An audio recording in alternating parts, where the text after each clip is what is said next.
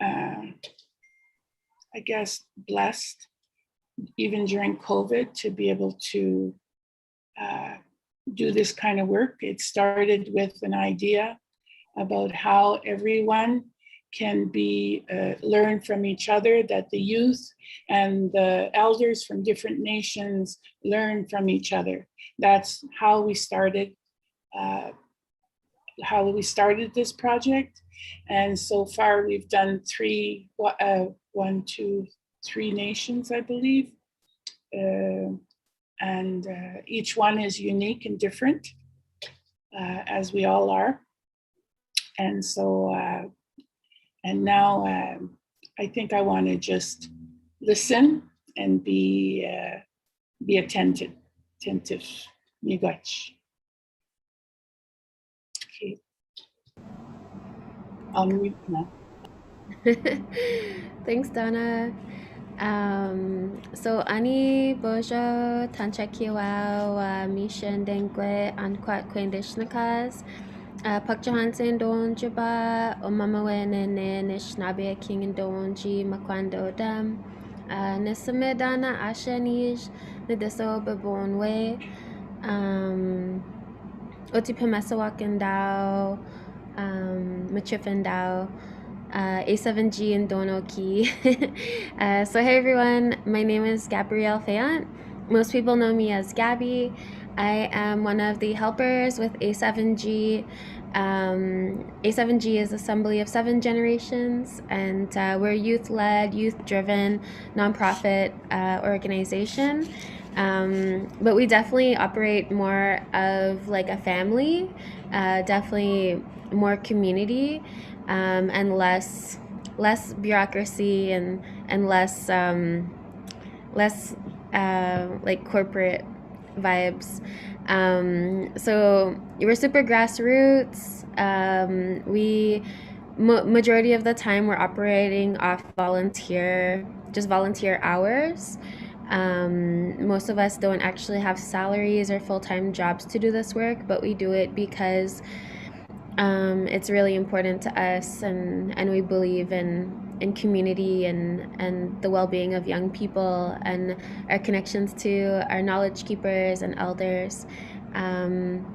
So anyways, I could talk about A7G for hours, but I just wanted to say thanks for coming out. I'm really looking forward to this talk. I think that there's so much that Indigenous folks here in what's now called Canada have learned and continue to learn from, our relatives down south. We've all experienced colonization in different ways, and so really centering the land in our community building is so important. So anyways, I don't know what to expect from tonight, but I think it'll be awesome. I know Tito's here, so it'll all be good. Me and Tito go way back to our I Don't Know More activism days. So it's really cool to see folks like Tito still doing the work and still committed to that good work. So miigwech, hi, and I'll pass it over to Alicia.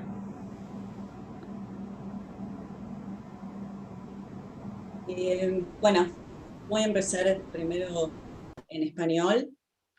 Buenas noches a todos. Estoy muy orgullosa de tener a Tito, Camila y Silvia hablando acá con nosotros. Y es la verdad que es una oportunidad única de intercambiar experiencias de diferentes culturas. Okay, now I'm going to go to English. So I was saying that I'm really proud that we can be doing this together. My name is Alicia Borisonic. I work for the Bronson Centre for a team called Bronson Rise, which means real inclusion by seniors everywhere. And we have a special mission to bring more people, more seniors to the Bronson Centre and with a sense of inclusion and to be really part of the community.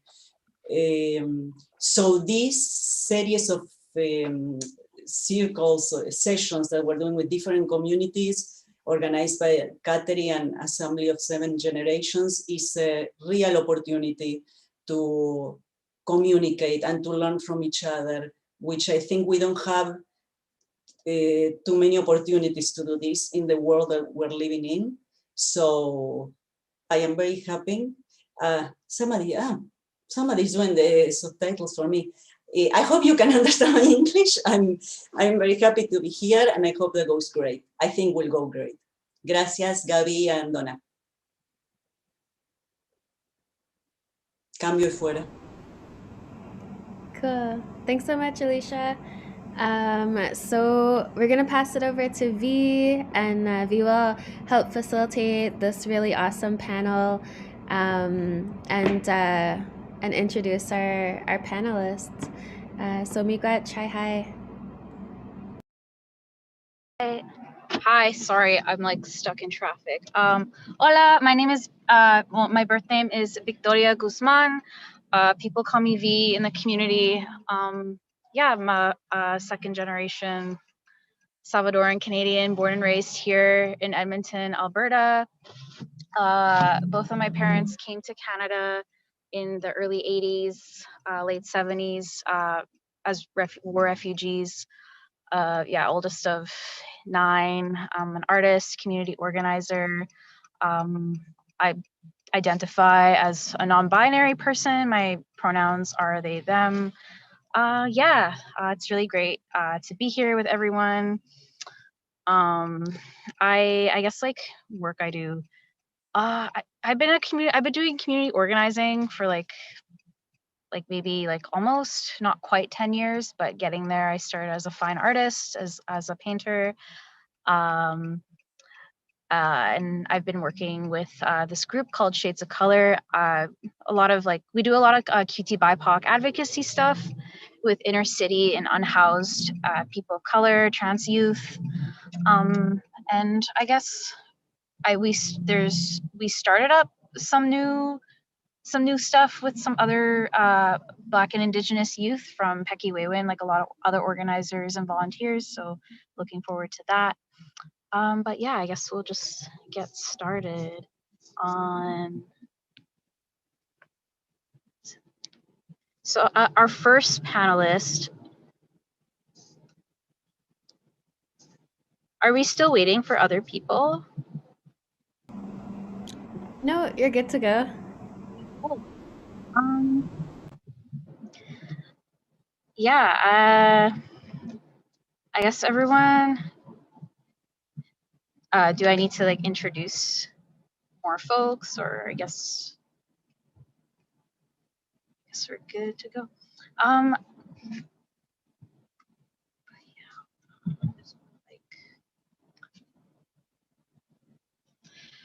Yeah, so looking forward. Yeah, it's nice to meet you too. Sorry, I'm in like an awkward position right now, just stuck in traffic trying to get home. But yeah, it's really great to be here with everyone. Trying to get everyone. There we go. Yeah, I guess I could maybe like start a little bit about like diaspora stuff, because I think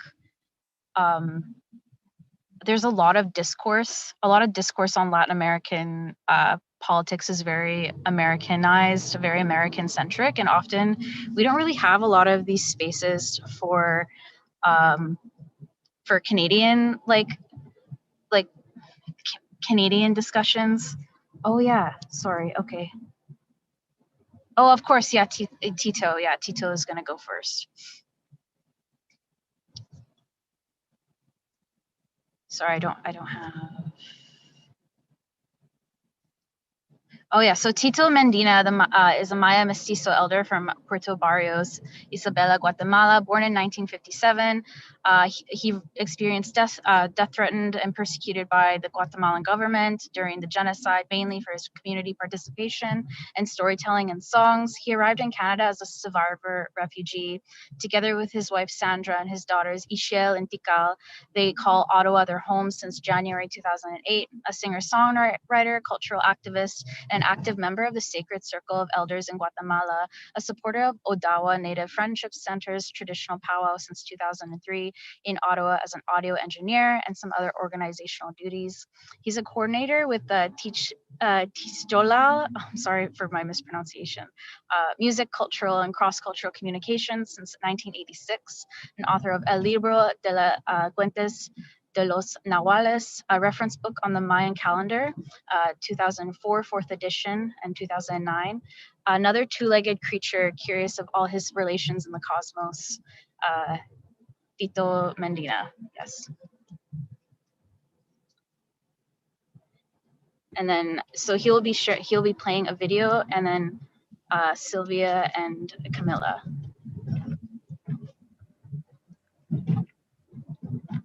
Just going to.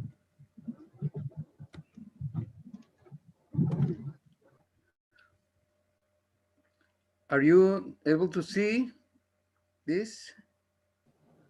Sí.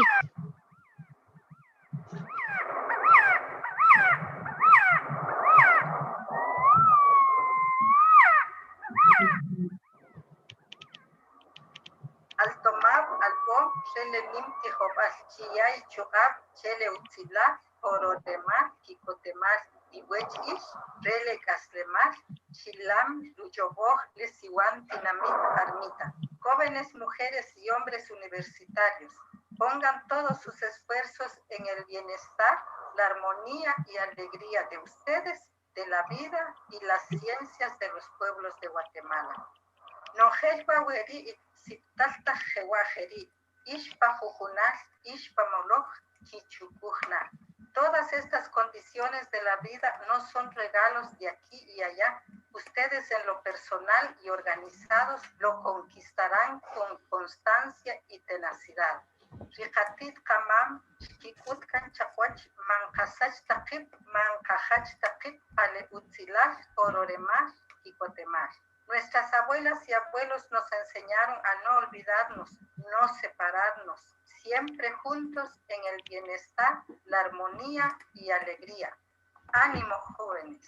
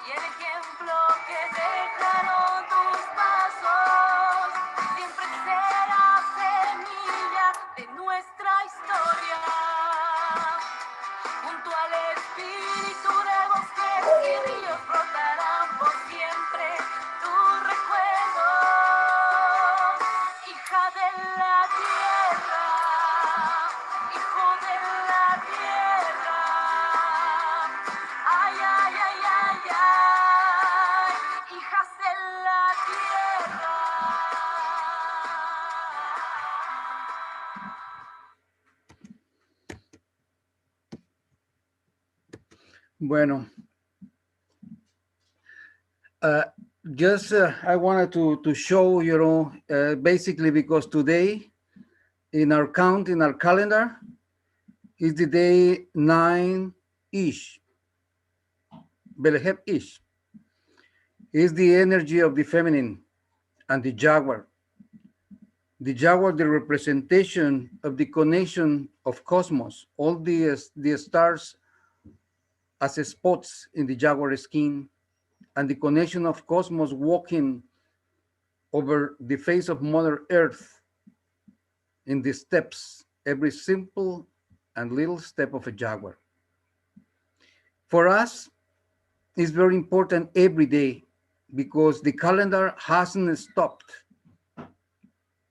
Even when they arrive and destroy all our books and try to destroy the roots of our culture, we are still, counting the days day by day for 5,209 years. And every single day has its own teachings. Every single number has its own teachings. The Mayans learned the numbers together, or maybe they learned to write the numbers before they learned to write their words. And this is the legacy of our ancestors, of our grandmothers, our grandparents. I don't want to abuse the time. I just want to say that having Abuela Manuela, the grandmother Manuela, and singing, Sara Curuchichi is one of the youngest singer-songwriters, is just for them to portray in their own words.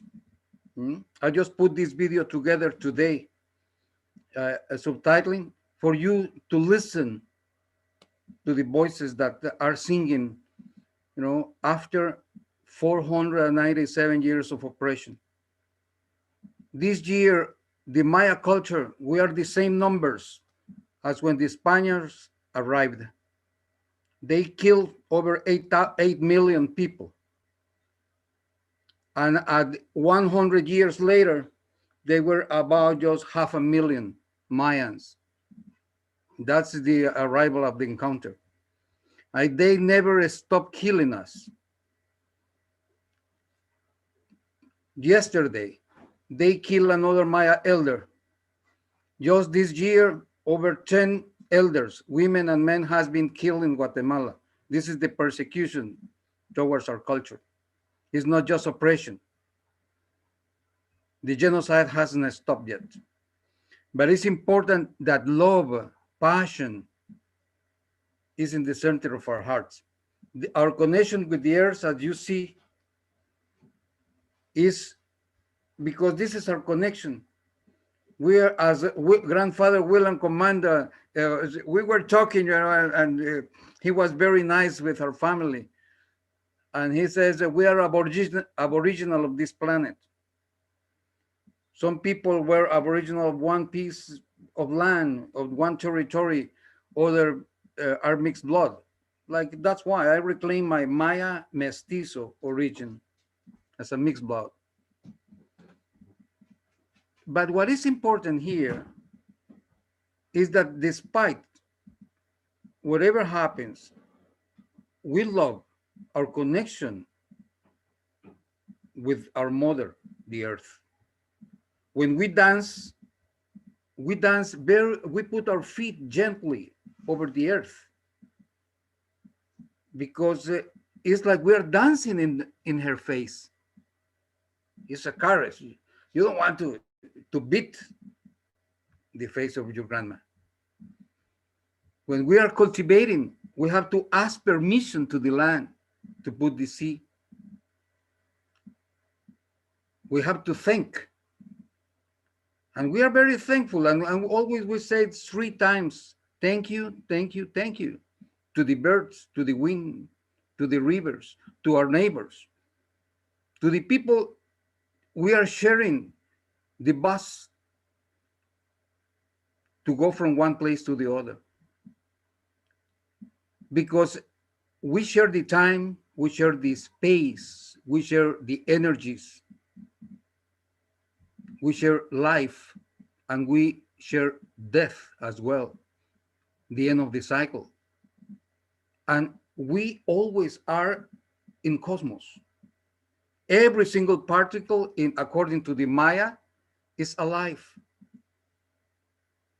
And in this case, we are just learning the stories, learning from the facts, learning from the legacy of the books that they left us, and writing our new ones, learning the old songs and writing new ones, because we are the storytellers, and the young ones, they carry a strong responsibility to learn in times of despair and distraction, because there's so much information and data, but there's not much knowledge and wisdom transferred from one generation to the other.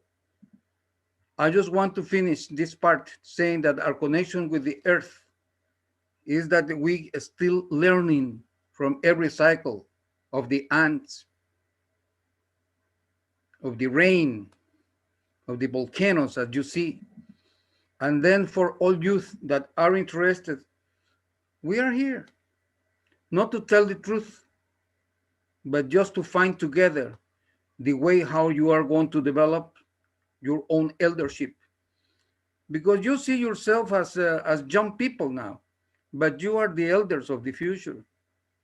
This is the time when harmony, your inner peace, your tender, tender, tender love is going to make other people to think about science, about arts, about wisdom, about knowledge, about all the legacy that has been cultivated in every single culture in this continent, in this land that is ours.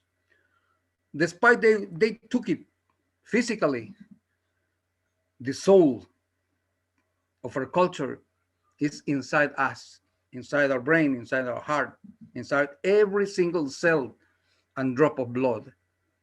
And thank you for letting me share this part. And I'm just going to say something to end. As Gabby says, you know, we were dancing in front of Parliament Hill, you know, and then we were just doing the Idle No More. And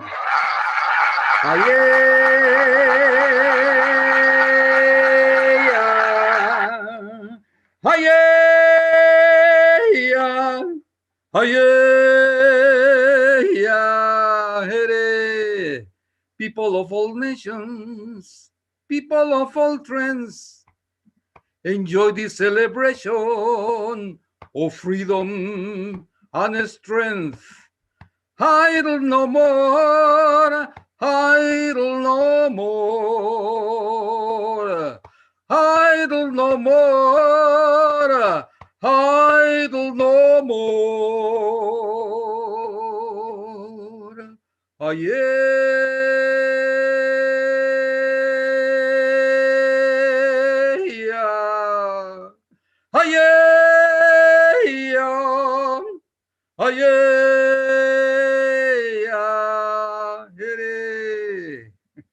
Mi wech, Maltioch.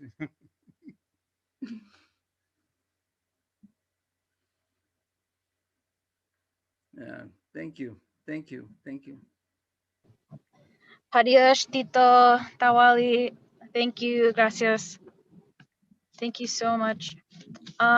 Next, we have Sylvia Quintiana, CEO and Director of Latin American Festival since 2002 to the present, and founder of the Latin American or Latin Parade Day of Dead and Tamale Festival as a part of the festivities that the festival is held annually.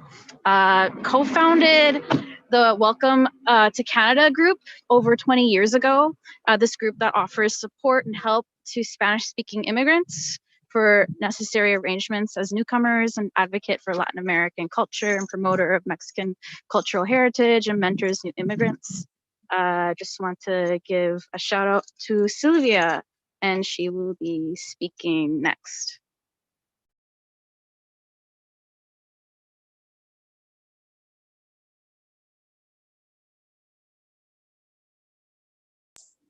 Estás muted, Silvia. Ya, Ahí. listo. Buenas tardes. Thank you for this opportunity to talk about Mexico and Mexican. And I'm really pleased to be here to talk about something that I learned more as to need to check it out what is looking for something to talk about it, right? So as a Mexican growing up in a metropolitan city, you are not familiar or interested in where your meals came from, right? So you get for granted that, give me a second, I'm gonna hang up.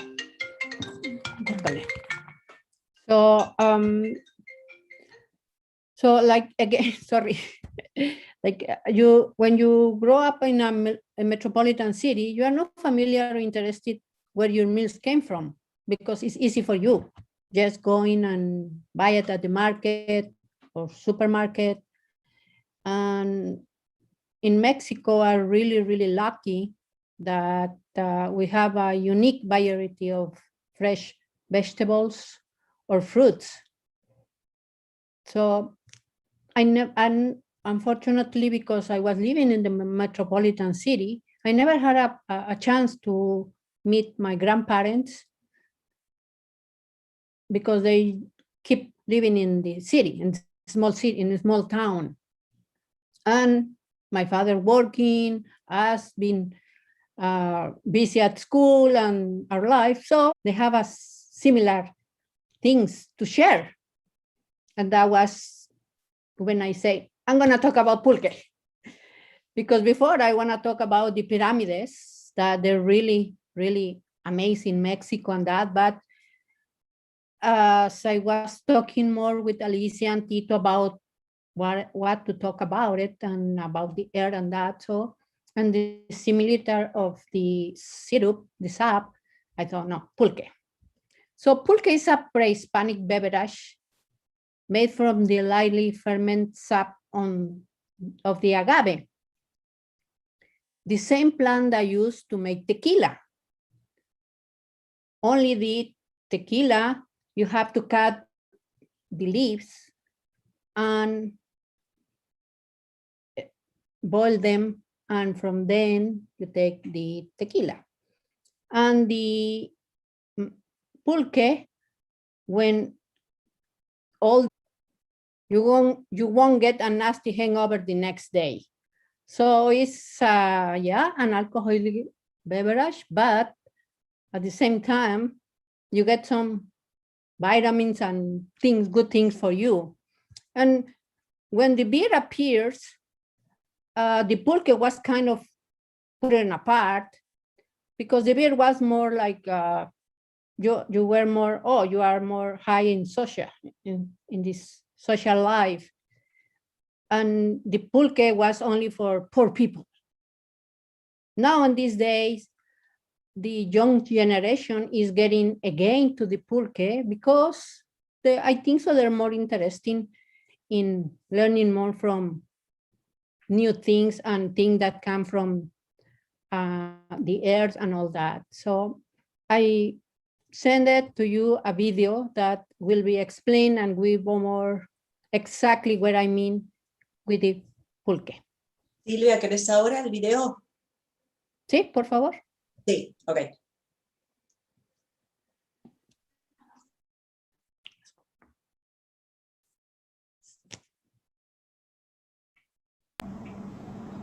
Can you see the video? Nice. Yes. Oh, one sec. Okay, here we go. This frothy white beverage predates the arrival of the Spaniards by at least 1,500 years. Those familiar with it will tell you that it won't get you drunk, but this Mexican drink of Aztec gods works in mysterious ways. Pulque is the ancient ancestor of tequila and mezcal. All three drinks come from the same family of plants, but pulque is made by fermenting the sap of maguey, or agave, as opposed to distillating it. When the maguey plant blooms, the heart and the stem are cut, leaving a hollow space that begins to fill with a clear liquid called aguamiel, or honey water, that, once fermented, acquires a frothy consistency.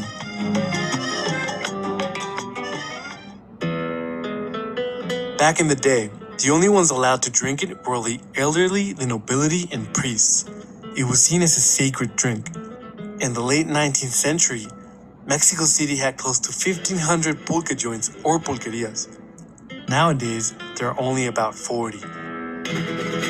According to the BBC, pulque's decline started in the early 20th century when beer, brought to Mexico during the Spanish conquest, took pulque's place behind the bar, in part thanks to beer's relatively long shelf life and the view that it was a symbol of status.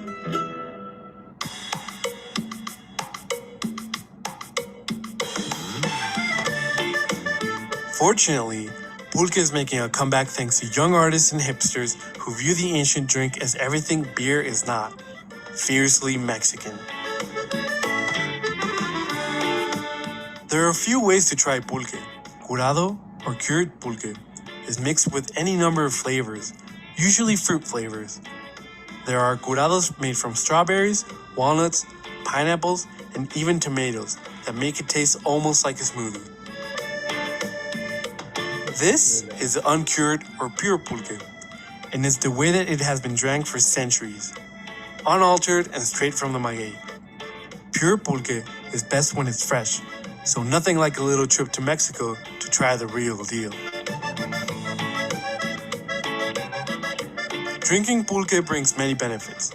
It's nearly a full meal, and it's packed with probiotics, proteins, and many vitamins and minerals too.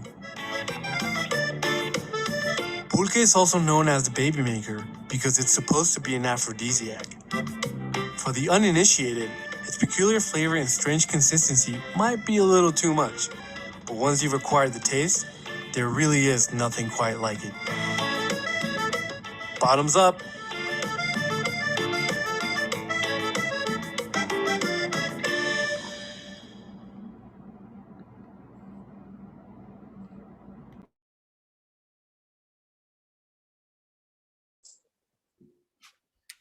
Muy rico. Muchas gracias. That was a beautiful video. Thank you.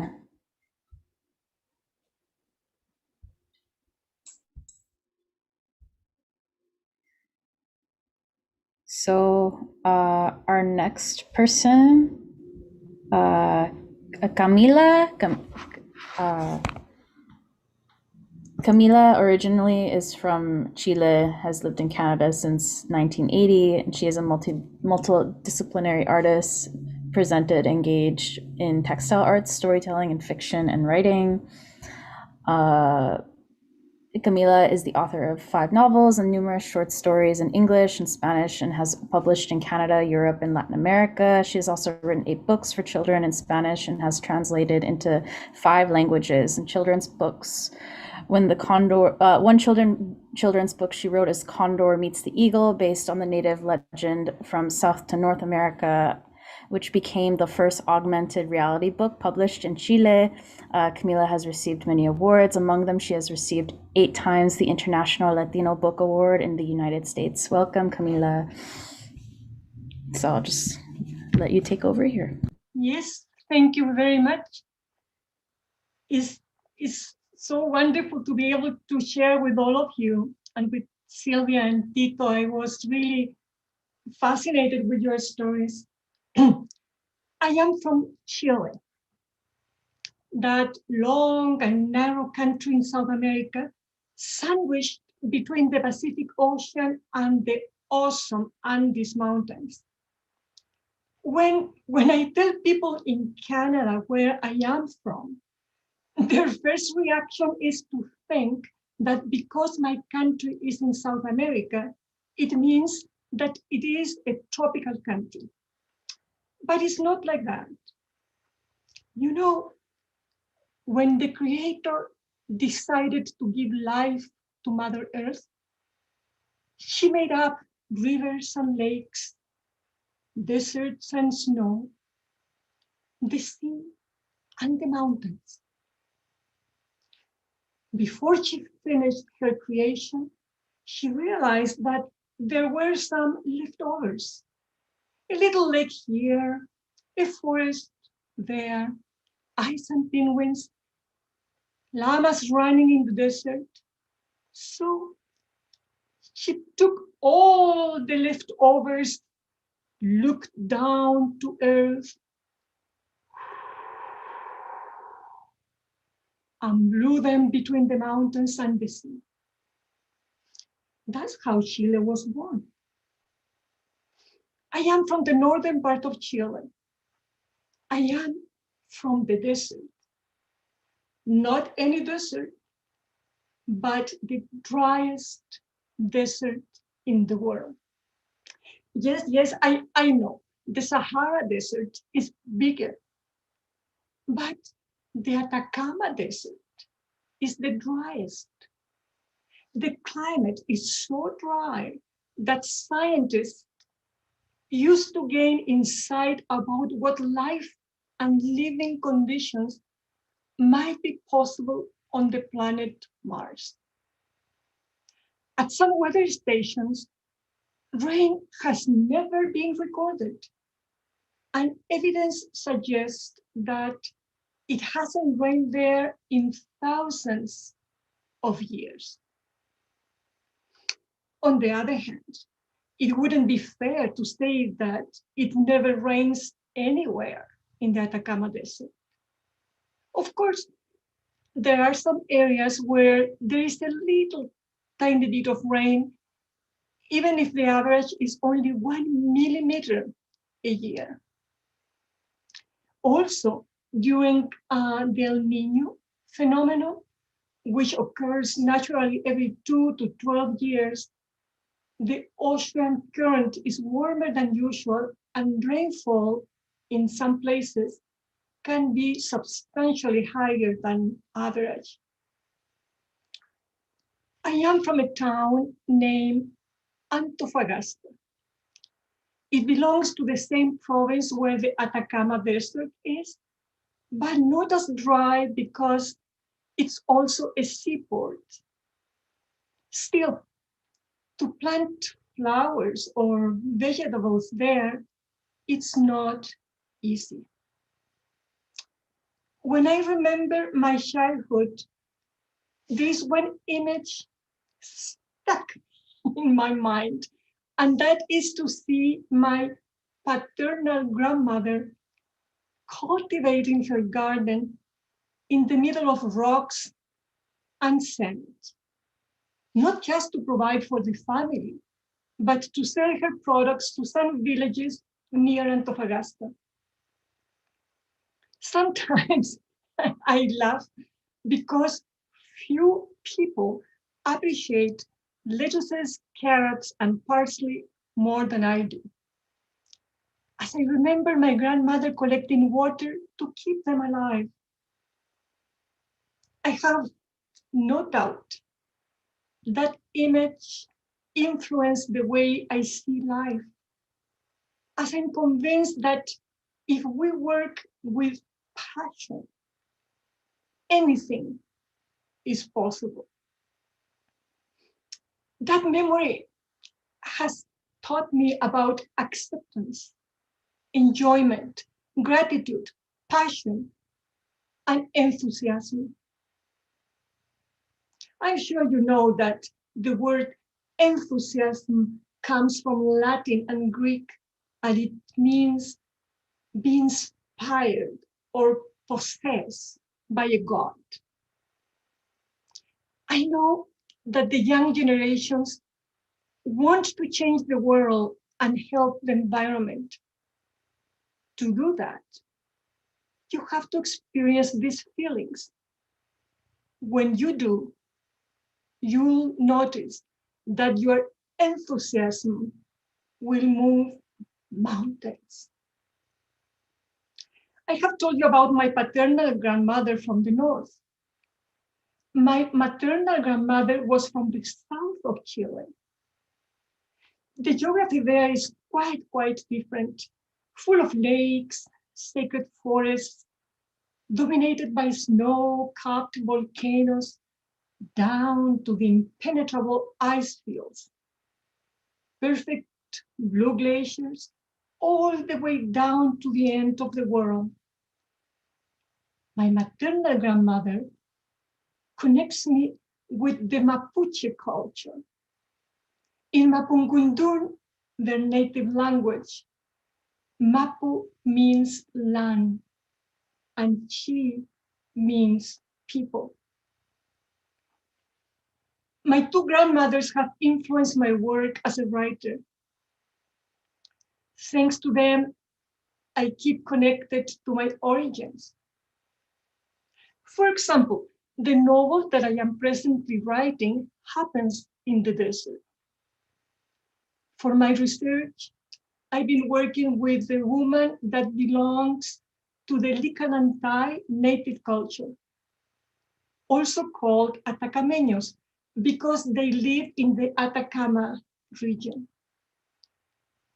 Patricia, the person helping me on my research, collects plants to produce herbal teas and medicines. When she knew that today I was going to talk to you, she was very touched because she really believes that elders have so much to offer to younger generations. Patricia sends virtual hugs to you and very generously told me that if one day you go to Toconao, the little town where she lives in the middle of the desert, she will be happy to receive you individually or as a group and teach you about the desert. So before I finish, I would like to take you to a magical place. It's a place that also belongs to Chile, but is in the Polynesia.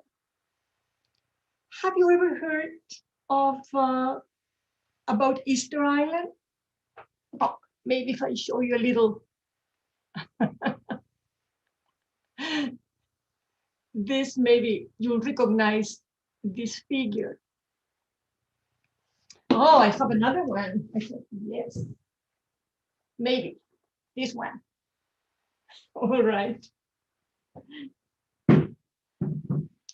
In the middle of the South Pacific, approximately 3,000 miles northeast of Santiago, Chile, is the most remote island in the world.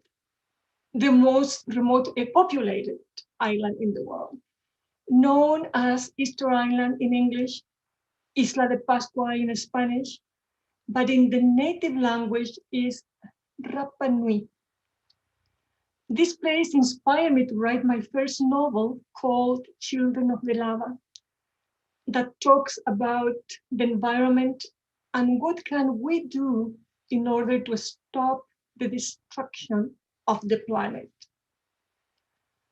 For my research, when I wrote that novel, I traveled to the island and had the opportunity to see the statues, the moais, these little guys, that could reach, they are not this size, they could reach 10 meters high and weigh close to 100 tons. It is fascinating that a small group of human beings had developed one of the most extraordinary cultures on the planet.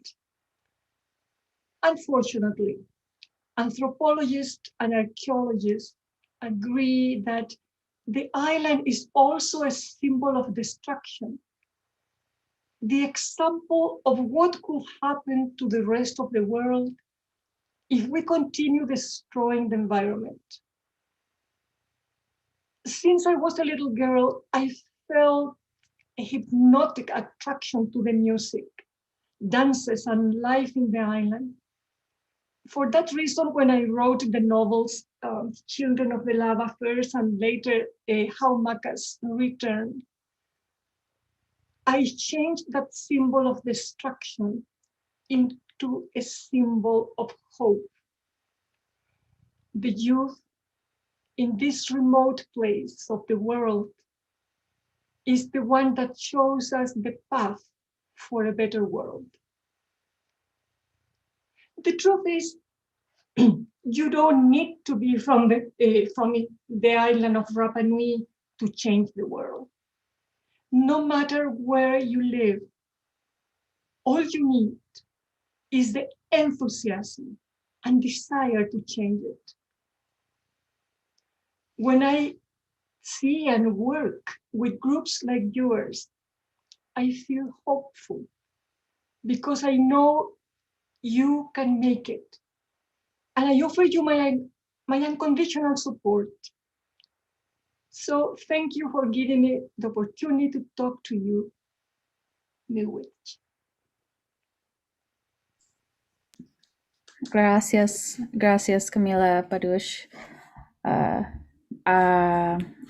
We will be moving towards a sharing circle, but I was asked, can everyone hear me? Sorry. I'm really quite messy today. Thank you for sharing your story, your thoughts and your stories. It's interesting to see how, although like most of us here were like from different land masses, continents, and cultures, there's an interesting relationship to rural upbringings and urbanized upbringings and relationship to land and culture and people. There's a lot of histories there. My father was raised in in rural El Salvador, and their upbringing was quite different to my mother's upbringing, where she was raised in the city.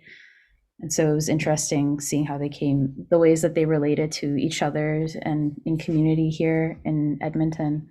So thank you for sharing some of these stories of Chile. And there was a question in the chat. Camila, is it the Mapuche who have the symbol with the star with the 8 points? And how do you call that star?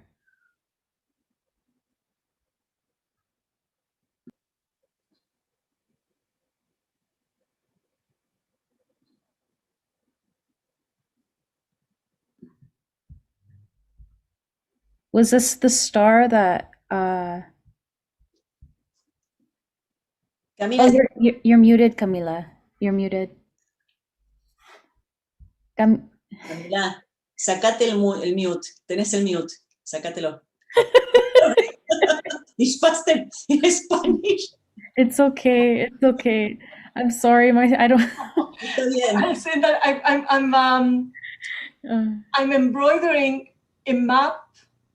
This is my America, and I'm embroidering the map with all the with symbols from different countries, but what they represent to me, and that's the Mapuche symbol, and I don't see the 8 stars. I really don't know. I really don't know. I know I know that that's the symbol they have. That's the Easter Island. That's from the south. Yeah. can you tell us about the symbols in the Mapuche? Like what the symbols mean? I know that they represent the north, south, east, and west. Oh, that's cool. Yeah. So, and we have the stars and the moon. So it's kind of like a cardinal wheel, like with 4 directions in it, right? 4 directions. Yeah. Really cool. So nice. Yeah. May I say something? This is my America. Who did somebody wanted to say something quickly? Yes, me. Yeah, yes. So nice that the symbol that Camila is, we have that symbol, Really? in America. Yeah. Call it, in Mexico will be La Mat. For us, it's Canil. And is one of the days of the Maya calendar. Exactly the same, but represents the 4 energies.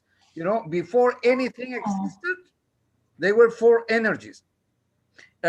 Everything was in silence. Nothing happened in cosmos. But then there was the energy that allowed us to think what we want to create, the creative energy, the transforming energy, and the energy that we don't know what it is. Wow. They were not able to talk to each other. When they spoke, that's the name of Tzikolah, is it the name of the project? The universe, the cosmos exploded at once. This is connected now with the Big Bang theory, according to the astrophysicist, but it's the same symbol. Thank you, Camila. Tito, I wonder how did that symbol got there? I don't know. The oldest account of that symbol is about 3,500 years ago. Maybe a bit older than that, but I don't know. I will put 3,500 years. For us, at least, that means that there were connections long time ago. Interesting. Oh, wow. Yeah. I'm still learning I'm pretty isolated in Edmonton. And I just kind of started reconnecting more with other Nawa people.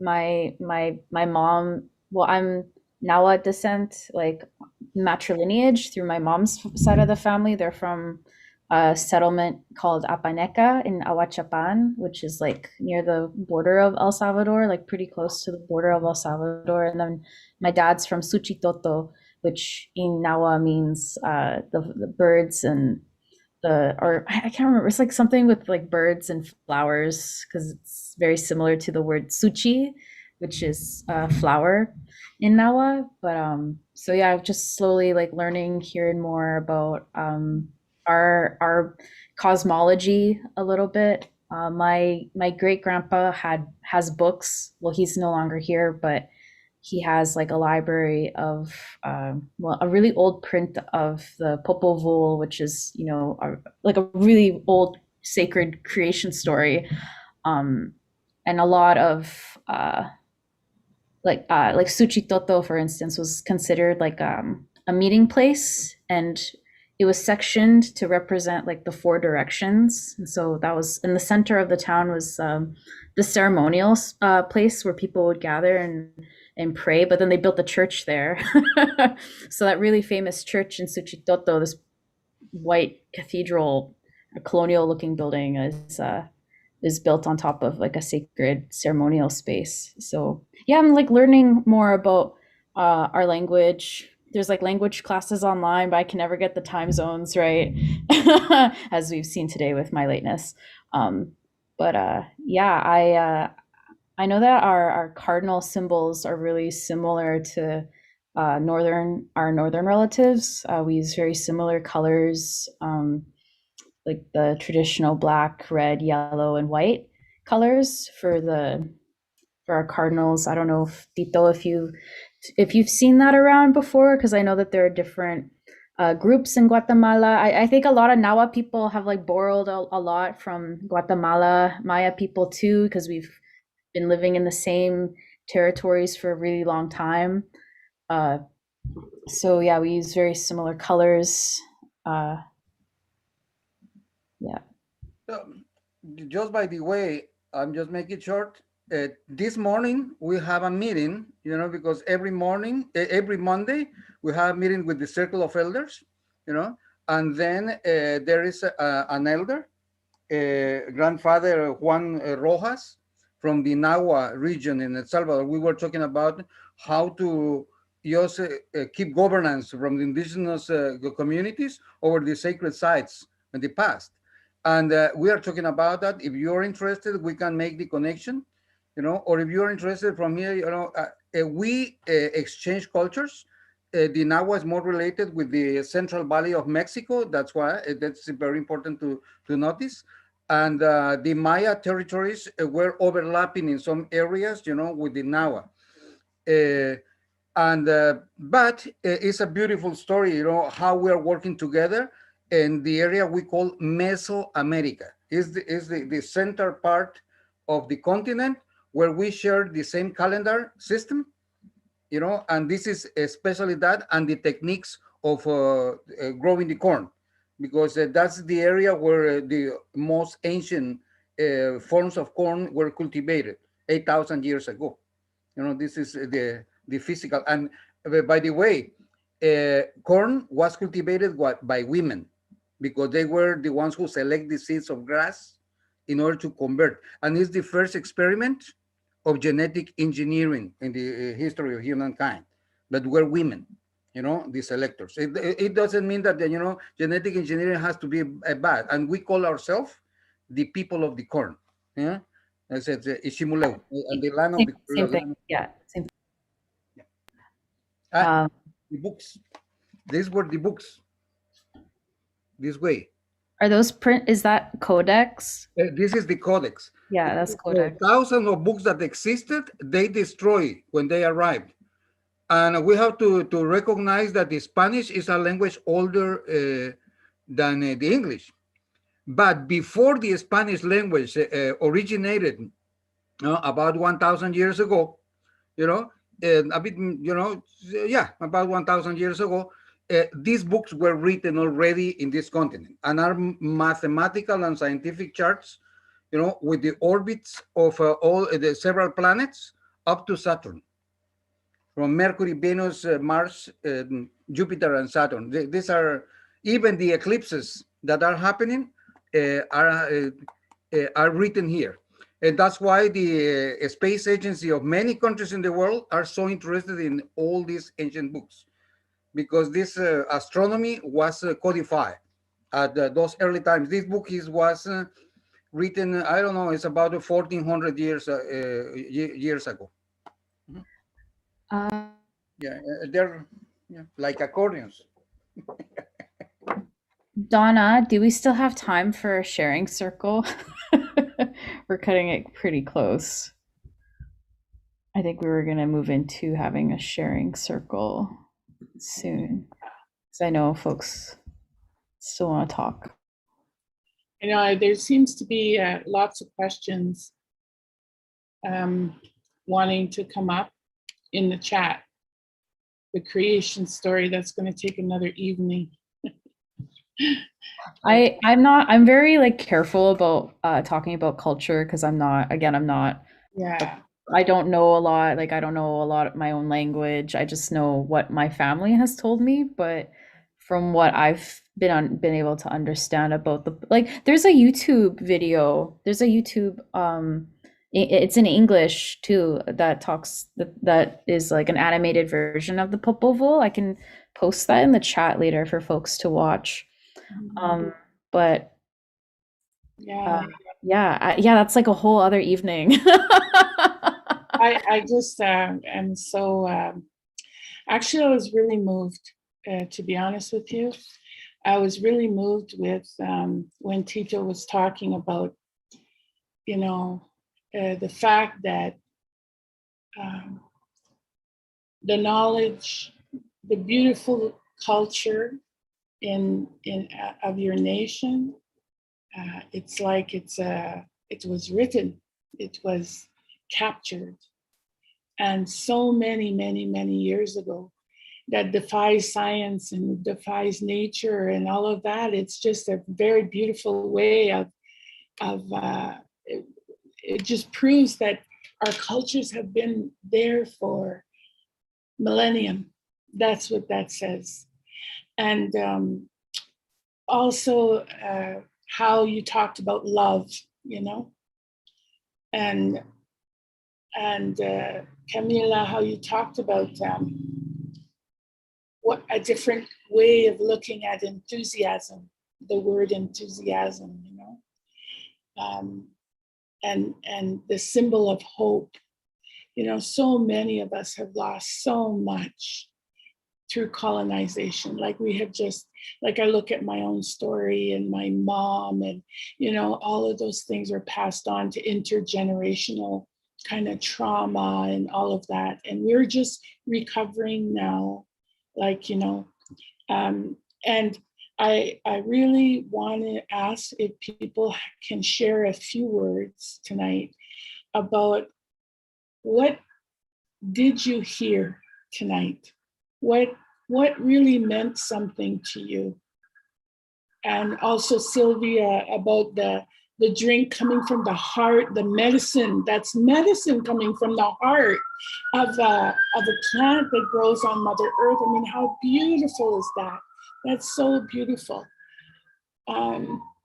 And, you know, colonization has made us feel like it's bad and wrong and alcohol and this and that and the next thing, when in fact it is medicine. I really appreciated that as well. So I would like maybe start off with someone who would like to just give a couple of minutes to share what they've heard from their hearts, what they're bringing in, so that, you know, that to that place of the real place where we learn within our spirits. You know, how has any words, anything that anybody has said tonight fed our spirits tonight? So I would like to start with that, if that's okay. Just a couple of words. It doesn't really, I know that there's a lot of people in here, so I'd like to have maybe a hands up to share, please, so that I can just, because I don't know anybody, but we have some time to be able to. Can I say, Donna? Yes, Alicia. I have to say, I feel a little bit ashamed because I come from Argentina and I am very European, you know, I am Jewish, Eastern Russian, Romanian background, and I don't know too much about the indigenous people in my country. Like I know Mapuches and some Quechuas in the north, but listen to all of you, I'm thinking where I was looking. How can be I guess I was too much in the life of the city, and, you know, like Sylvia said, a little bit like a city girl kind of.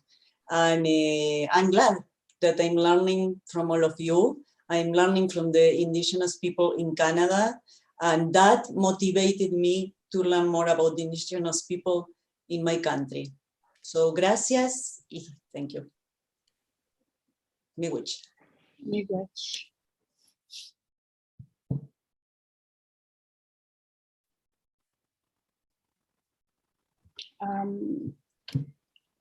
What about some of our youth? Donna, this is Pat. Hi, Pat.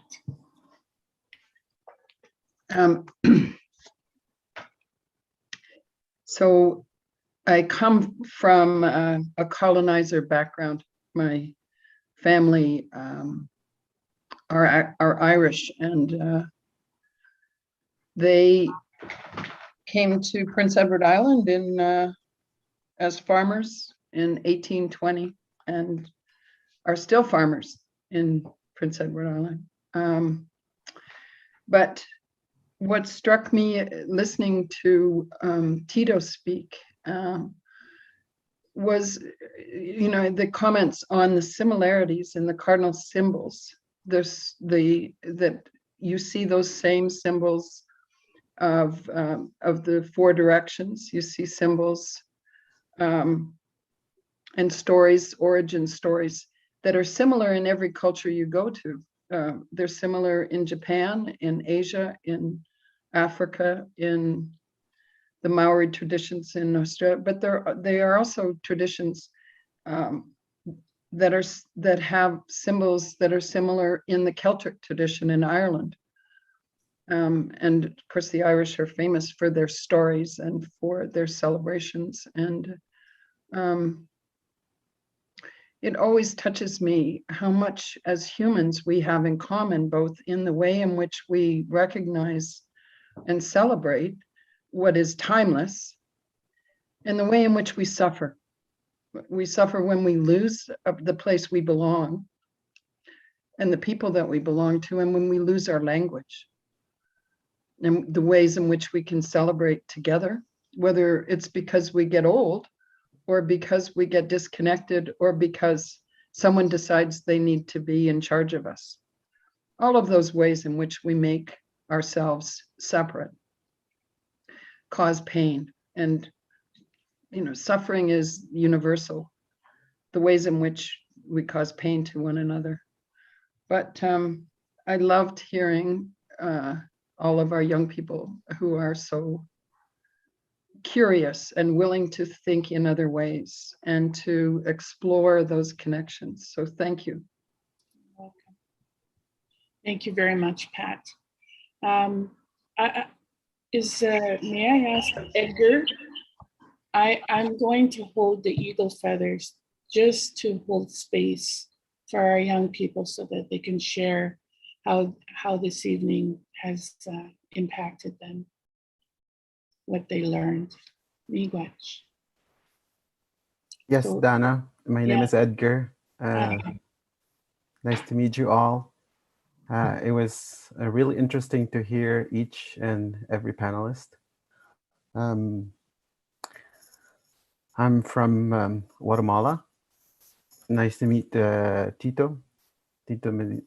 And when I was hearing each and one of the panelists, it took me back into my culture, learning from my parents, from my grandparents, my parents who immigrated here back in the 90s. So when you change space, the place where you're from, and then you get into a new place, as a kid, you don't think too much, right? You're adventurous. You go out and you're discovering new places. So growing up, I'm thankful for my parents who are from Guatemala, and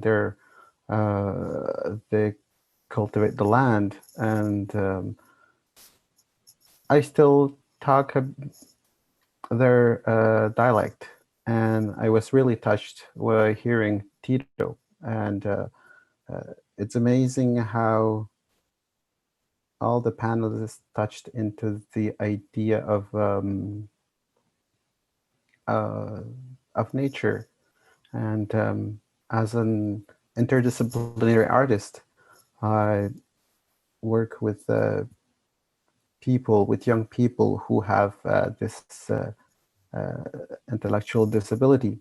And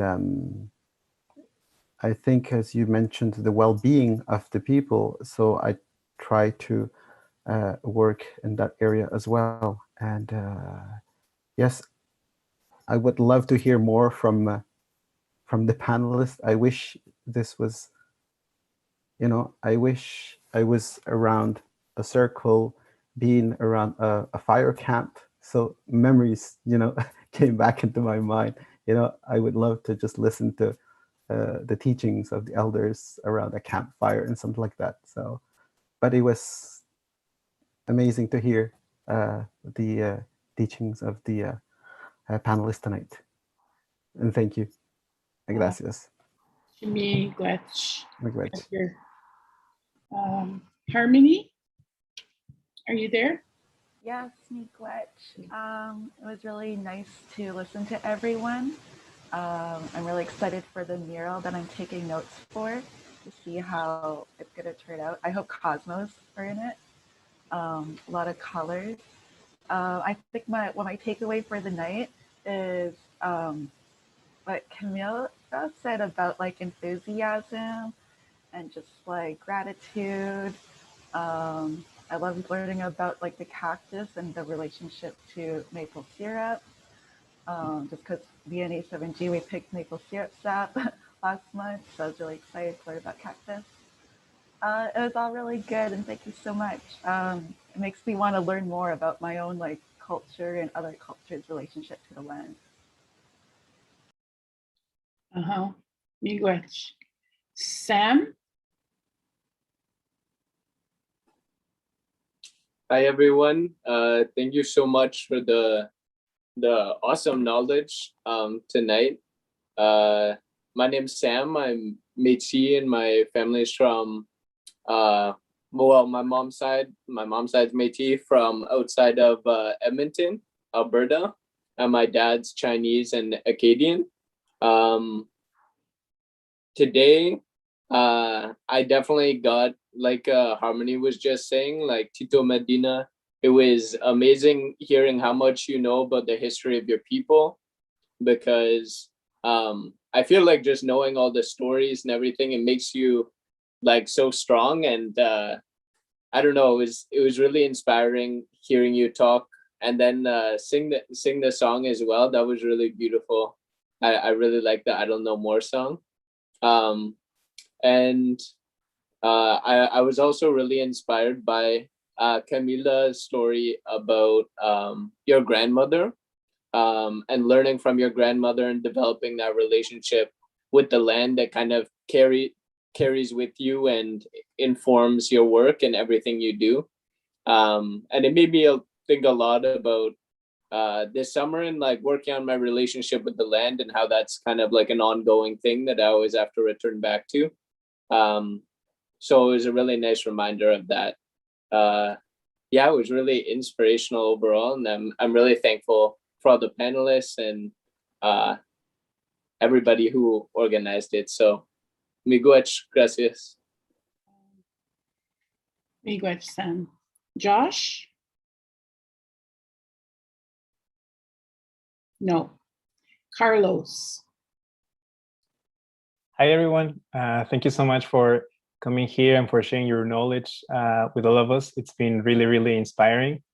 And it's been amazing to also hear the stories of people who, despite having traveled across Turtle Island, are still in contact with their traditions, with their language. I was very inspired by Edgar saying that he can still speak the language of his ancestors.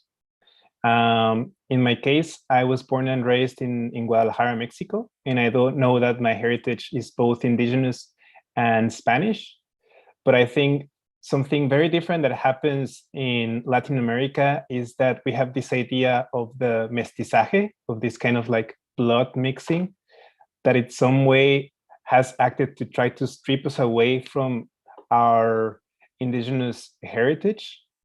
And I was reflecting a lot on what people were saying about living in the city and being disconnected from our Indigenous heritages, but also our European heritages. And so I'm wondering if other people would like to share more about how they have gone about reconnecting with their indigenous roots in the cities, and how they're going about reconnecting with the land wherever it is that they live. And I'm just very humbled and grateful of being here with you. Thank you, Miigwech. Gracias. Gracias. Christian. I want to thank everyone who spoke. It's really great kind of gaining all this wisdom. For me, I guess the one thing that kind of stuck out to me was talking about how us as youth are the elders of the future. And kind of that just makes me think of like the responsibility I have now to kind of learn and grow, so that when I am an elder in the future, I will have enough wisdom to kind of lead everyone into the future. Miigwech. Pauline?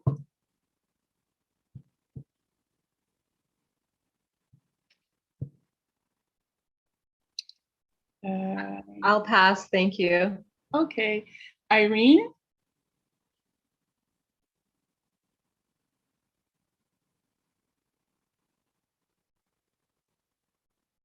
Okay. Jacqueline? Hi. Hi. I just wanted to say, first of all, thank you for allowing me to sit on this. It was very, very inspirational, but also I learned a lot. I'm learning a lot still, and it's really nice to listen to all the panelists talk about what they know and what they have experienced. And it feels good to hear it. I am first generation American. My father is from El Salvador and my mother is from Ukraine.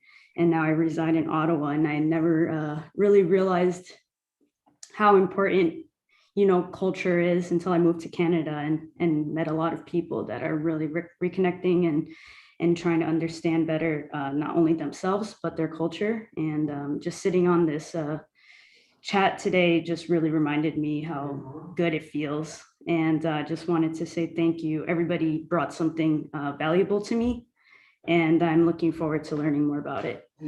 Thank you very much. Miigwech. Is it Juan? Yeah, it's Juan. Thanks everyone for doing this. Hi.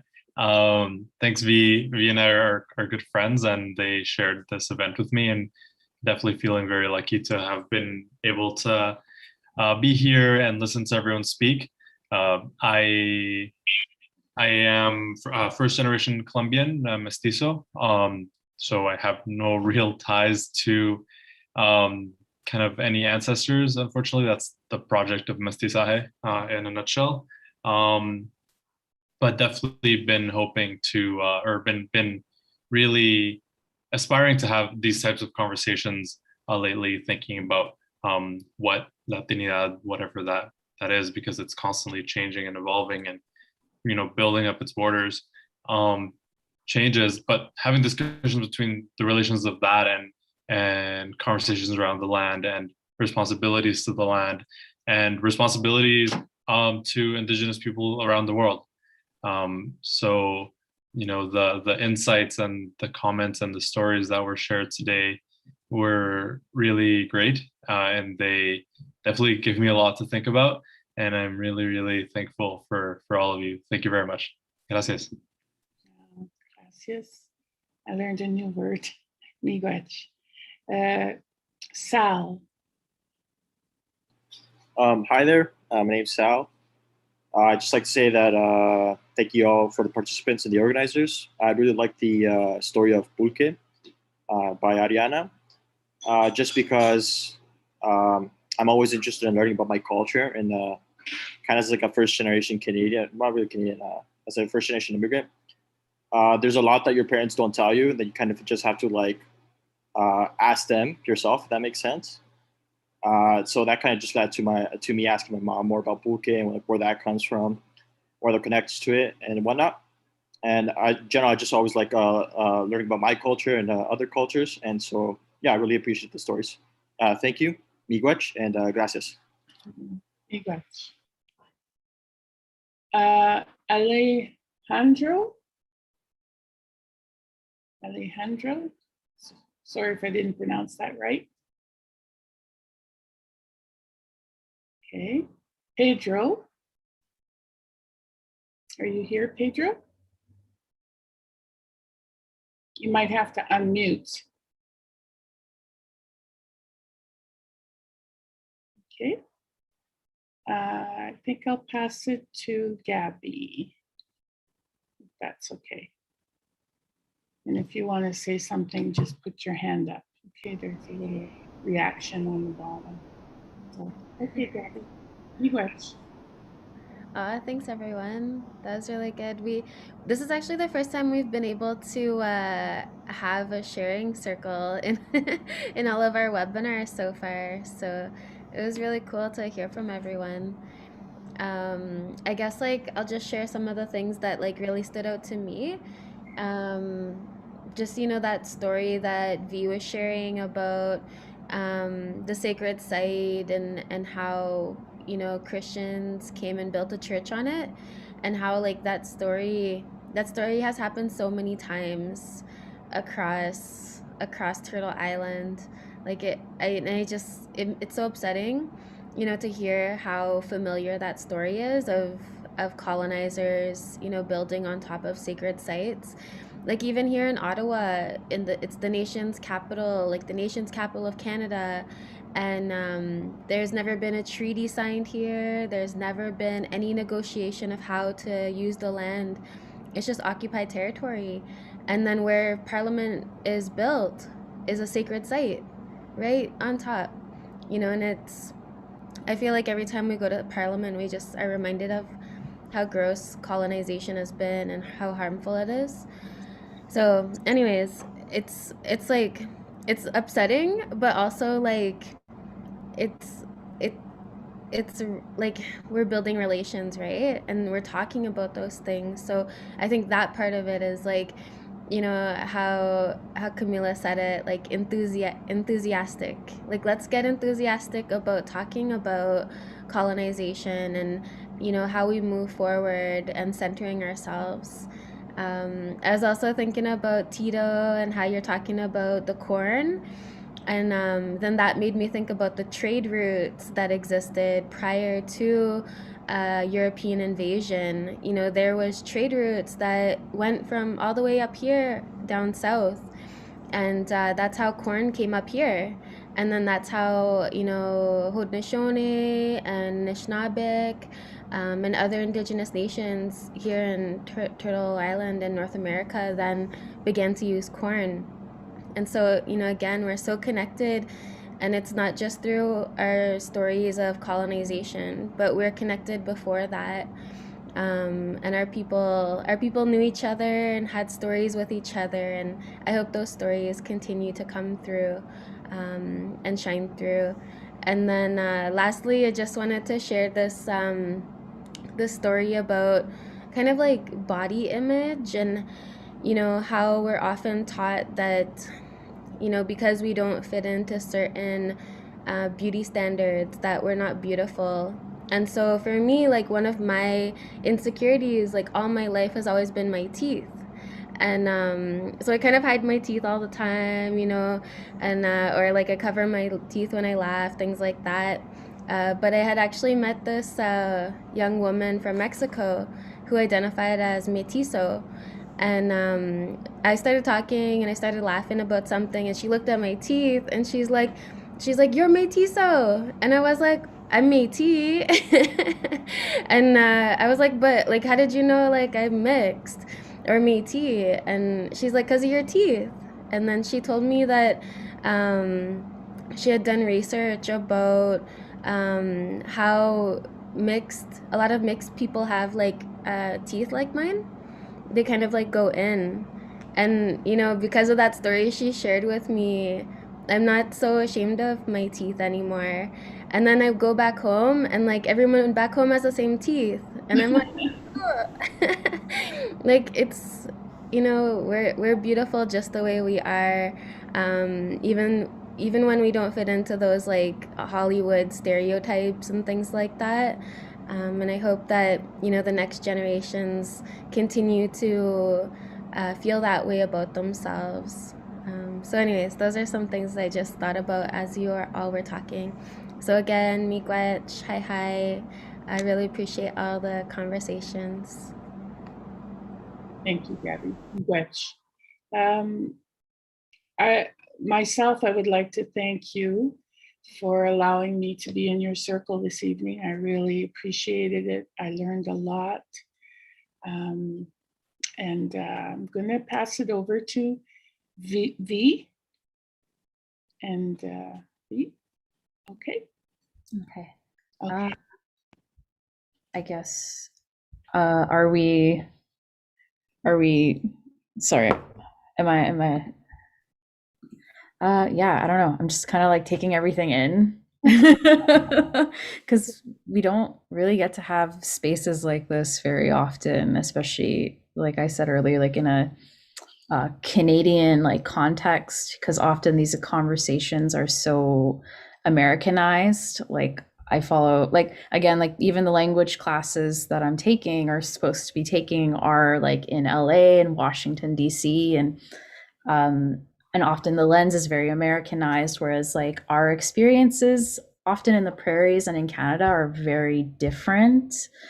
And like I was talking to some of my other, like my sisters that live in Regina and Vancouver, like a lot of us have kin and blood relatives and sisters who are First Nations, and a lot of us grew up around First Nations people. And my tia, who's like my second mom, is Métis, and that informs our worldview, and that informs how we like navigate life and our communities and how we relate to each other. So often I think a lot of us feel kind of uncomfortable like talking about ourselves when we see like our sisters and our cousins and our kin being erased on their own land, and for ourselves understanding what that means to be displaced from our territories and having war and genocide come and like rip us away and not wanting to take up that space. So I'm really grateful for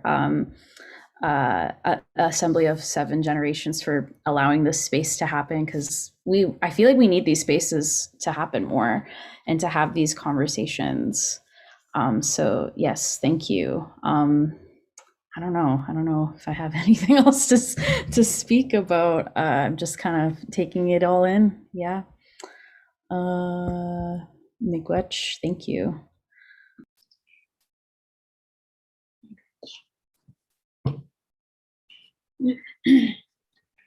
Well, our evening is over. I would like to thank everyone for sharing. I think everyone is going to take something away tonight and reflect on it. I think there was some powerful, very powerful words that were shared tonight about who we are. Hey, that's what it's about. It's about who we are as Indigenous people, whether you come from Mexico or Guatemala, or we're all Indigenous to this land. And we are coming back. We are coming back. And it's the young people that are going to carry this. And people like Tito are going to teach them. And also Sylvie and Camila, So I'm very, very grateful. Thank you for again, having me be a part of this circle. And I'll hand it off to Gabby now, okay? Thank you so much. Miigwech. Thanks so much, everyone. So you can catch everything that was shared on our YouTube page. And so feel free to follow us. Please, I just want to give it like a shout out to Kateri and Donna for like bringing us all together with that good auntie energy, that good Nokomis energy. And also thanks to Harmony for being here taking notes, and thanks to Bronson Rise for for also creating this space, and Alicia for all the outreach you did and bringing those amazing panelists together. Thanks so much to Tito, Camila, and Sylvia for everything you shared. It was really great. So have a good night, everyone. I'll see you again soon. Gracias, muchas gracias. Good night. Good night. Adios, Tawali. Thank you. Gracias. Good night. Adiós. Adiós. Adiós. Luego. Luego. Buenas noches. Buenas noches.